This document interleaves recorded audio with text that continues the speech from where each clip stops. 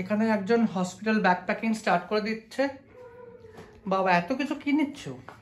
এত কিছু কিছুই না, এত কিছু তো একদমই নয়। যে যে জিনিসগুলো একদম এসেনশিয়াল সেগুলোই নিচ্ছি।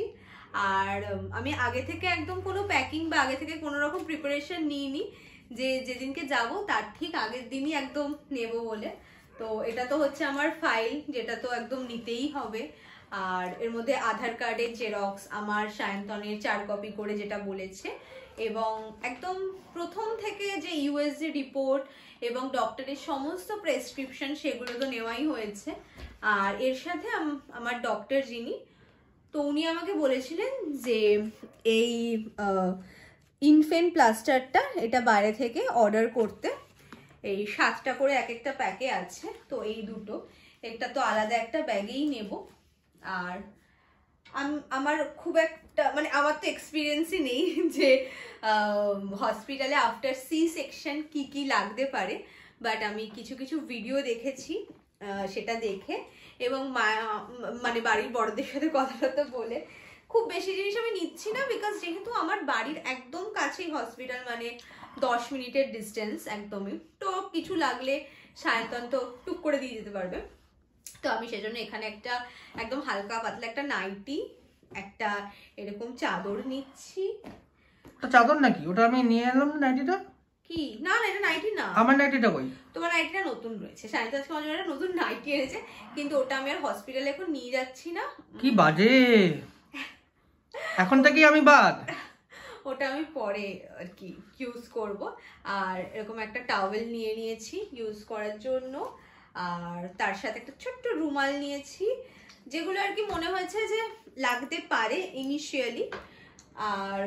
আর কিছু একদমই মানে নর্মাল স্টাফস কিছু, যেমন ব্রাশ, পেস্ট, একটা স্যানিটাইজার নিয়েছি, এখানে একটা পিসেফ নিয়েছি, বিকজ আমি একটুখানি মানে আমার একটুখানি অন্য কোথাও গিয়ে বাথরুমে যেতে খুব একটু ঘৃণা লাগে, তো তাই জন্যই পিসেফটা নিয়েছি।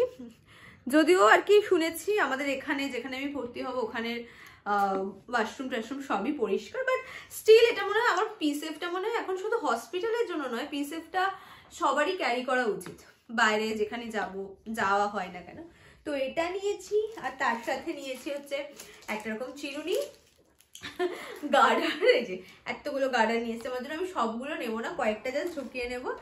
আর নিয়েছি যেটা হচ্ছে আমার মনে হয়েছে যে ইম্পর্টেন্ট, যেটা আমার মা বললো যে হসপিটাল থেকে ওরা প্রোভাইড করে, বাট স্টিল এটা আমার হাইজিন বা আমার কমফোর্টেবলের জন্য আমি নিয়েছি। এটা হচ্ছে মানে উইসপারের একটা পিরিয়ডস প্যান্টি, যেটা আই থিঙ্ক খুবই ভালো আর কি, এবং কমফোর্টেবলি ইউজ করার জন্য।